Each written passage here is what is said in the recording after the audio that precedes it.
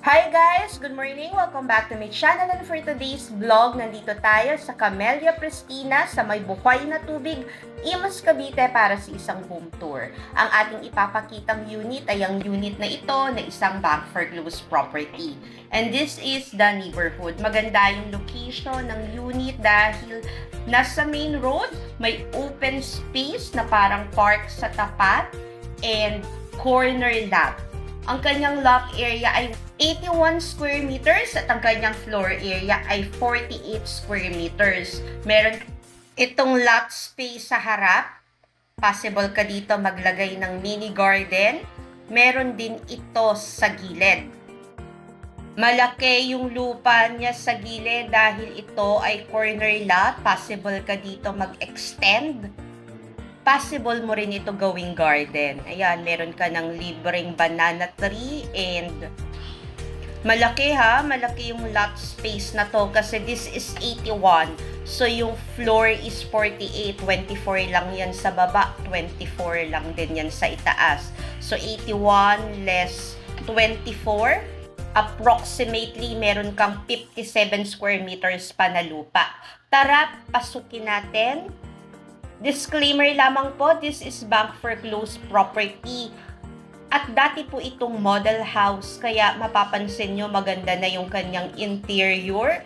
Yung kanyang tiles ay naka-gray, white na 60 by 60. Buong buo at maayos na maayos pa. Yung kanyang paint, hilamos lang, naka-beige yellow siya, and ang turnover natin sa bahay na ito ay ganito, as is where is, kasama na yung mga kortina na yan. Ayan, may mirror, shout out to our subscribers. Ito yung magiging provision sa ating living room area, tapos doon sa kabila is the dining. Pwede to open layout, tapos minimal lang yung ating mga gamit. Meron na tayong built-in cabinets dito sa loob, pero just in case, possible mo rin yung ipalabas. Etong wood na nasa ilalim ng sink, yan lang naman yung kailangan mo ipa-repair. Pero yung cabinet sa taas, buong buo, yung kisame, puting-puti pa, and meron tayo ditong toilet and bath na nasa kanan. Ganda din actually, ayan may mga salaming na rin siya. Hello guys! Shout out po sa inyo dyan. Thank you for watching. And naka-tile siya hanggang itaas. Meron na rin tayo ditong mirror, and ito yung ating backspace sa likod. Naka-aluminum door na din siya. Mamaya iikot tayo doon, hindi natin mabuksan para makita natin yung likuran. Dito, ito yung kanyang stairs, nasa gilid. Ang daming salamin, kaya marami tayong shout out. Thank you for watching and thank you for not skipping the ads. Tara, akyat tayo. Yung stairs niya maganda, naka-modified na. And dito sa second floor, we have 2 bedrooms. And ayan, meron na naman tayo ulit mirror dito in between the bedrooms. And this is the kids' bedroom. Meron na tayo ditong naka-built-in na bed. Naka-sliding na rin ang ating mga bintana.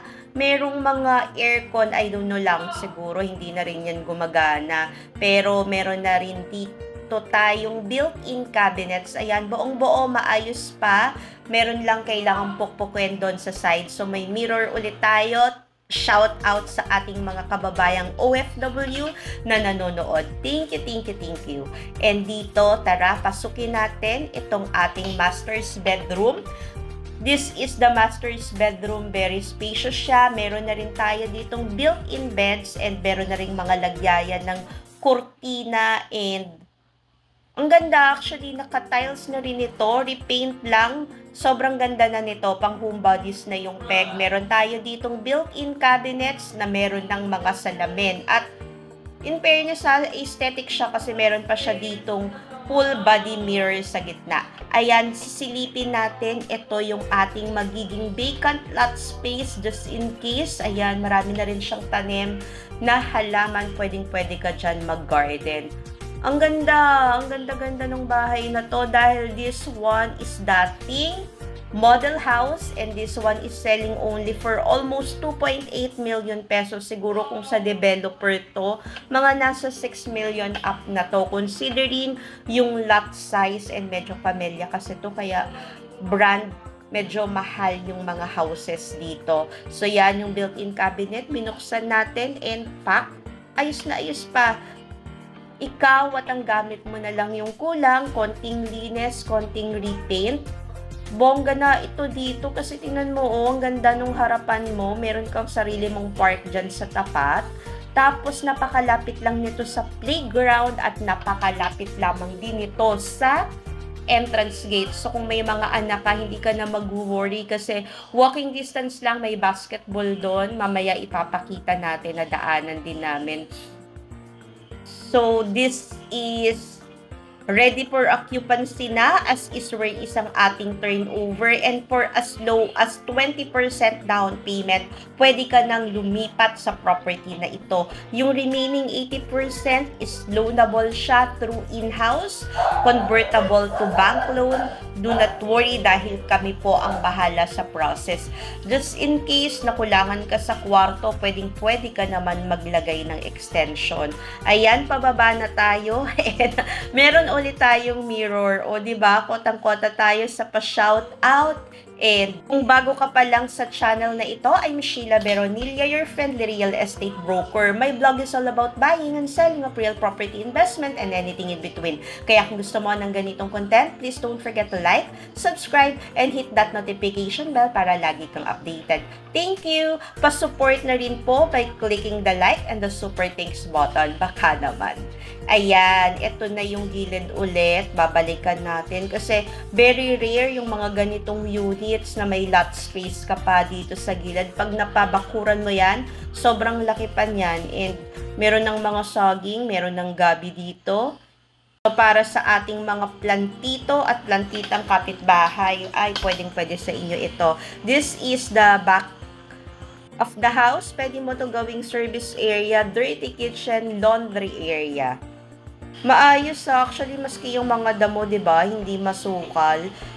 So, once again, this is bank foreclosed property, kaya paunahan po tayo dito.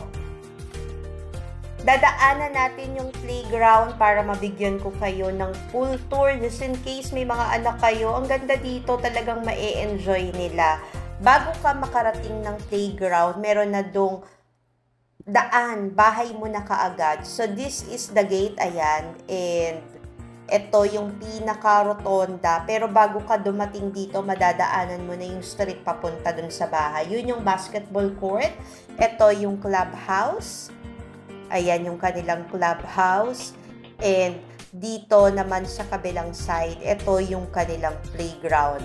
Well-maintained, maayos na maayos, malinis na malinis. Actually, itong subdivision na to, bilib ako dito. Kasi kahit hindi siya ganun kabago, na-maintain ng HOA yung cleanliness talaga, tsaka yung organization dito. Maski itong playground, lagi rin kasi kung napapadaan dito kasi may house ako dito. Ang ganda, ang linis, and kung may mga anak kayo sa school na magpa-practice ng sayaw, magpa-practice ng kailangan ng malaking space, pwedeng-pwede sila dito, hindi na sila lalayo. Shout-out ko din yung hardinero dito sa subdivision. Ang ganda talaga ng pagka-trim niya palagi sa mga halaman. Sarap mag-jogging dito tuwing umaga kahit paikot-ikot ka lang or mag-zumba. Ito yung entrance, tapos tanaw mo from here yung bahay. Pero kung dun ka dadaan sa kabila na mas malapit sa gate, pwedeng-pwede din. So kung ikaw ay may 20% na pang down, baka para sa'yo na ang bahay na ito. Palabas na tayo ng subdivision and bibidyo natin hanggang doon sa may Sita Italia na area ng sa ganon ma-observe nyo yung community and yung accessibility. So, ito yung sinasabi ko kanina, yung kalye. From here, ayan yung kalye. Tanaw mo, pag sumilip ka dito, ayun yung bahay. And sobrang malapit lang siya sa gate kasi pagka pumasok ka dito, unang kanto sa kaliwa, yun na siya. And ang pinaka-best part pa, this is located along Buhay na Tubig Road. End to end nito is the Aguinaldo and the Molino Road. Tapos marami tayong bypass in between. Papunta sa Bacoor Boulevard, papunta sa Imus Paliko, papunta sa Daang Hari, and meron ditong mga dumadaan na van going to SM Molino, Padaang Hari and going to SM Bacoor pa Aguinaldo. So kung uuwi ka from work, kung sa Metro Manila ka nagtatrabaho, madaling-madali lang. On your right side, ayan yung Robinsons. Tapos pag dinerecho mo lang to, meron na din dito sa dulo nito mga sakayan papuntang Baclaran. Meron na rin mga van papunta ng Loton, MOA, PITX. Kaya sobrang accessible. Kasi either way, kung via Aguinaldo or via Molino Road, pwedeng-pwede. So for viewing and inquiries and for faster transaction, please direct message us at FB Messenger Sheila Medina Veronilla or contact us at Smart Viber 0908-893-4078, Globe 0917-842-7198. PS, ang bidding po ng property na ito is set on December 4, Monday. Kaya paunahan po tayo. Kung napanood mo tong video na to at naghahanap ka ng bahay sa area na ito, baka sign na po ito. Thank you for watching and keep safe always. Bye!